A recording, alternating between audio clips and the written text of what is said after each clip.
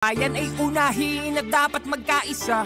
Ayusin ang mga problema ng ating bansa. Ang galit ay alisin at dapat magkasundo. Kung payapa ang ating bansa, aasenso nga tayo. Kaumbayan ay unahin at dapat magkaisa. Itigil ang pag-aaway at ang pagkakagulo. Ang galit ay alisin at dapat magkasundo. Kung payapa ang ating bansa, aasenso nga tayo.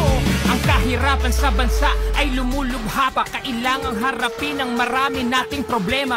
Maraming nagugutom sa Maynila at probinsya at maraming trabahante di sapat ang kinikita. Pamilyang hindi sapat ang pagkain sa mesa. Kapag sila'y nagkasakit, wala rin pampaospital. Kabuhayang hinampas ng matinding kalamidad at tumataas ang antas ng kriminalidad. Hindi mabuting panoorin na puro na lang kampihan. Kaliwat ka ng batikos, kabi-kabilang alitan ng dapat asikasuhin at kailangang malunasan ng mga problemang nagpapahirap sa ating bayan. Sa ating ang panahon, pagkakaisa ang solusyon.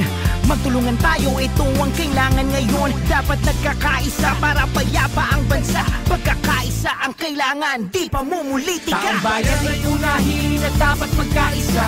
Ayusin ang mga problema ng ating bansa. Ang galit ay alisin at dapat magkasundo. Kung payapa ang ating bansa, aasenso nga tayo. Taong bayan ay unahin at dapat magkaisa. Itigil ang pag-aaway at ang pagkakagulo. Ang galit ay alisin at dapat magkasundo. Kung payapa ang ating bansa, aasenso nga tayo. Sana po ay pansinin itong aming sinasabi. Kapayapaan, ito ang nais namin na mangyari. Dahil problema ng bayan ay napakarami. Itigil ang bangayan at pagkakabahabahagi. Ang bansa ay payapa kapag hindi bahabahagi. Ang bansa ay masaya kapag walang kampi-kampi. Ang bansa ay uunlad kapag hindi kanya-kanya. Pagkakaisa, ito ang dapat nating magawa. Panahon na para harapin mga problema ng bansa. Sa pagbabangayan ng bayan ang nagdurusa.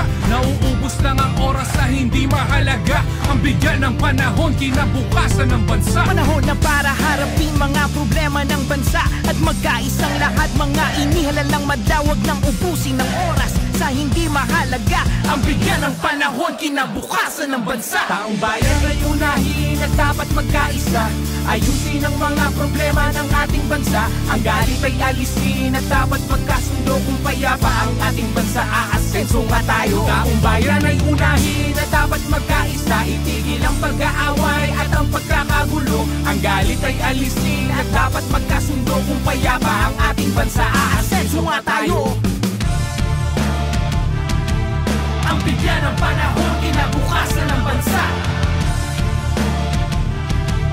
Taong bayan ay unahin at dapat magkaisa. Unahin at dapat magkaisa.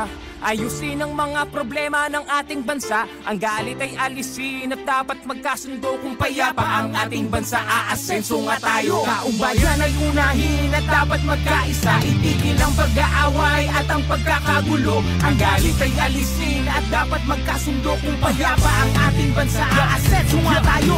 Ang kahirapan sa bansa ay lumulubha pa. Kailangang harapin ang marami nating problema. Maraming nagugutom sa Maynila at probinsya at maraming trabahante di sapat ang kinikita. Pamilyang hindi sapat ang pagkain sa mesa. Kapag sila'y